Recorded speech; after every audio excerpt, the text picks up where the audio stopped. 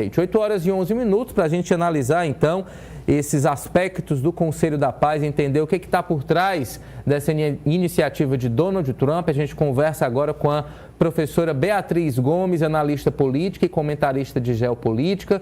Professora Bia, muito bom dia, seja bem-vinda aqui ao nosso O Povo News. Eu, se fosse não só o presidente Lula, como qualquer outra autoridade do mundo, ficaria com os dois pés atrás em relação a essa iniciativa de Donald Trump, porque realmente não dá para ter outro paralelo que não seja a criação de um órgão para fazer frente à ONU, órgão que ele dia sim critica, diz que não serve para nada, enfim, realmente está esvaziado, mas eu não sei se a solução seria criar outro órgão com as mesmas funções. Muito bom dia, seja bem-vinda.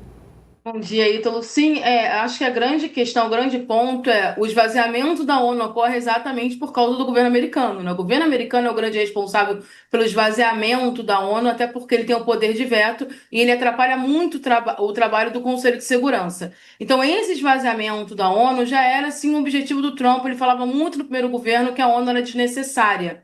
E a partir de agora, a gente começa a perceber que o projeto dele é muito mais amplo, né? A gente percebe que o Trump ele tem um projeto tão expansionista que ele quer, inclusive, alterar as legislações internacionais, porque para além, né, de uma instituição, de uma organização internacional que substituísse a ONU, a gente está falando de uma organização de paz que teria uma chefia, e a chefia seria o Trump, seria os Estados Unidos. A gente está falando de substituição ou negação de tratados internacionais que são muito importantes para manter o mínimo da ordem que existe no mundo.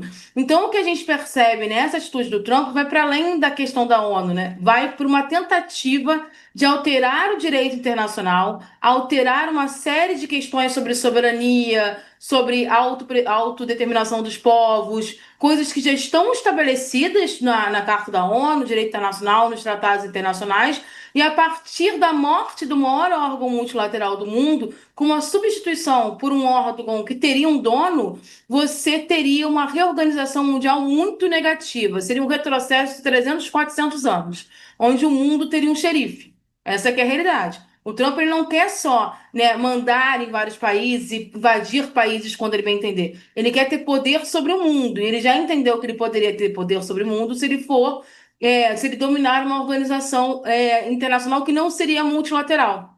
É importante a gente lembrar que a ONU é o maior órgão multilateral do mundo. Ela tem problemas? Tem. Mas é muito mais fácil você reformar a ONU do que você substituí-la por uma organização que ninguém sabe exatamente o que significa. Mas o objetivo do Trump com esse Conselho de Paz da ONU não é ficar em Gaza. Gaza é o tubo de ensaio. O objetivo dele é criar uma organização paralela que, com o tempo, substitua a ONU, porque a gente pode observar que ele vai chamando chefes de Estado que estão numa situação de protagonismo regional. Então, assim, e alguns aliados, porque no caso do Milley é mais um aliado estratégico do que protagonismo, porque ele não tem.